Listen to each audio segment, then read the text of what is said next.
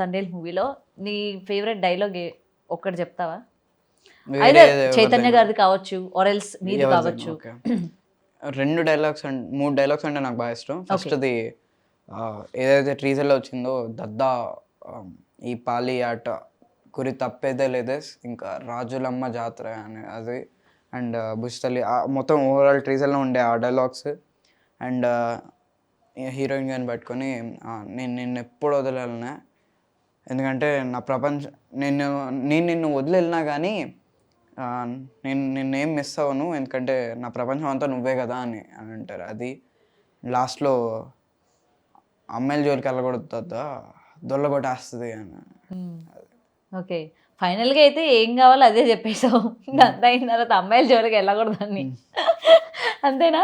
Final dialogue అది బాగా నచ్చింది నాకు.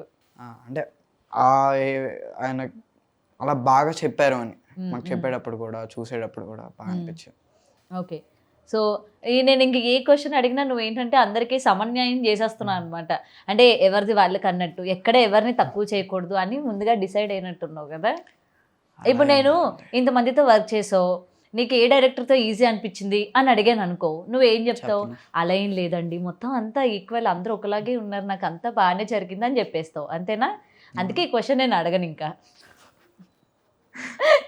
సరేనా?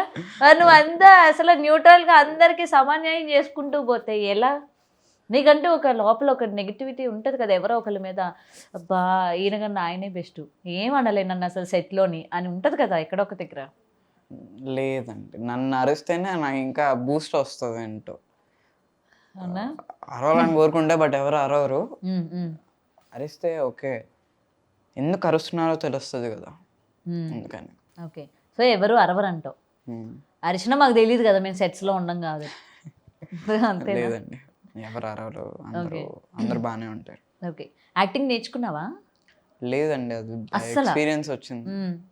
జస్ట్ సినిమాలు చూసి నేర్చుకున్నావు అంతేనా?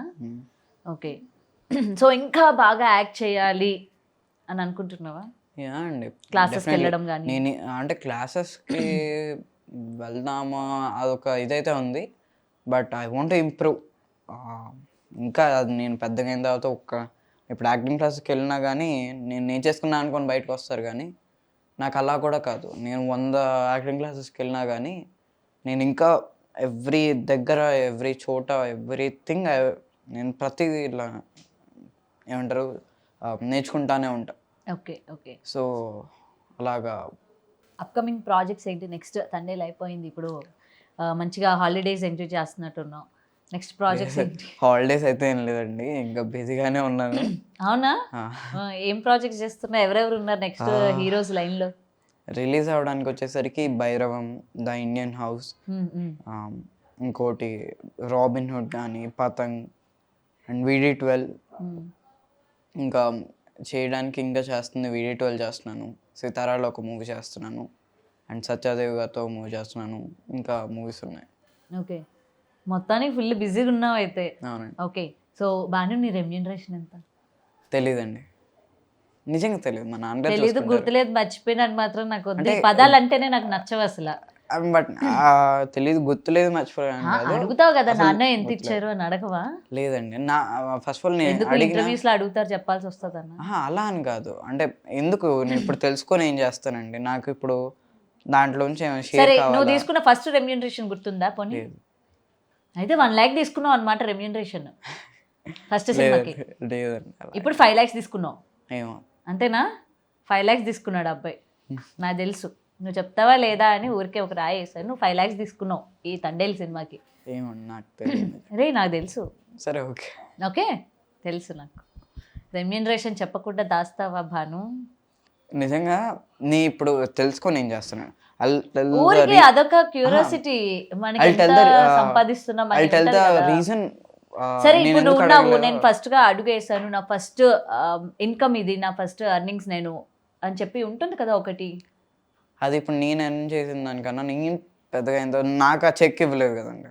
మా నాన్న మీన్స్ చెక్ కానీ ఏదైనా they didn't give to me, మా నాన్నగారికి ఇచ్చారు. సో నాకు నేను తీసుకున్న తర్వాత అప్పుడు నేను గుర్తుపెట్టుకుంటాను, ఓకే. సో ఇప్పుడు అదంతా లెక్కల్లోకి రాదంటావు. అవునండి. అయితే నా బ్యాంక్ బ్యాలెన్స్లోకి తోసేవా? ఇలాగా లెక్కల్లోకి రాదుగా. నువ్వు ఎలాగో పట్టించుకోవు. మా నాన్నగారికి అవసరం ఉంటుంది కదండి. నాకు అదంతా అనవసరం భాను. సరే అండి. ఓకేనా? Yeah. కొట్టు మరి. నెంబర్ ఫోన్పే నెంబర్ చెప్తా. మీరు కూడా pay చేసేయండి. స్క్రీన్ ముందు ఎందుకు చెప్తా, ఆఫ్ ద స్క్రీన్ చెప్తా. ఓకే. సరేనా? ఓకే. అండ్ ఇండస్ట్రీలోని ఇన్ ఇయర్స్లో నువ్వు మనం ఇండస్ట్రీలోని సర్వైవ్ అవ్వాలి అంటే ఉండవలసిన గుడ్ హ్యాబిట్ ఏంటి, ఉండకూడని బ్యాడ్ హ్యాబిట్ ఏంటి? ఇండస్ట్రీలో సర్వైవ్ అవ్వాలి అని అంటే డీసెంట్గా ఉండాలి. స్టోరీస్ ఇది బ్యాడ్ థింగ్ అనుకోవచ్చు, గుడ్ థింగ్ అనుకోవచ్చు. రెండిట్లో ఒక కామన్ థింగ్ ఏంటి అని అంటే you have to select the scripts. నీ కెరియర్కి ఏం ఇంపార్టెంట్ అవుతుంది, ఆ స్టోరీ నీకు నచ్చిందా లేదా, నచ్చకుండా చేయకూడదు. అండ్ ఇండస్ట్రీలో సర్వైవ్ అవ్వాలంటే నాకు ఇప్పటికి తెలిసినంత వరకు ఇవి తెలుసు. సర్వైవ్ చెయ్యకూడదు పని ఏంటి అని అంటే లేదండి, చేయకూడని పని ఏంటో తెలియదు, ఇంకా నేర్చుకుంటున్నా. ఓకే. సో చేయకూడనివి ఏముంటాయి అన్న తెలుసుకున్నాక నాకు చెప్పు. ఓకే, ఎందుకంటే చాలా ఫస్ట్ మంది మీకే కాల్ చేసి చెప్తా. అవునా, నా నెంబర్ తీసుకో మరి. Yeah okay. నీకు తెలియదు లేవు నువ్వు చెప్పడానికి స్క్రీన్ ఉంది.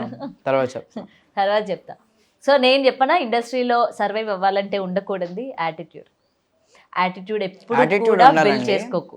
అంటే యాటిట్యూడ్ ఉండాలి ఉంది. Yeah, good in a positive way.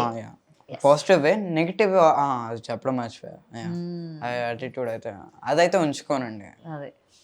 So డెఫినెట్గా ఈ రెండు అయితే బాగా గుర్తుపెట్టుకో. యా అండి, అది పక్కా. అది నేను నాకు చెప్పడానికి రాకపోవచ్చు, కానీ నేను ఏదైతే బిహేవ్ చేసేటప్పుడు కానీ ఏదైనా చేసినప్పుడు కానీ వాళ్ళు టాట్ చేస్తూ ఉంటుంది నన్ను. అరే ఇలాగున్నావు, నేను ఏ రియాక్షన్ ఇచ్చినా ఏం చేసినా కానీ ఇది చేయకూడదు అనుకుని ఎవ్రీ రియాక్షన్కి నాకు 100 ఆలోచనలు వస్తూనే ఉంటాయి. For more videos like this, subscribe Big TV channel.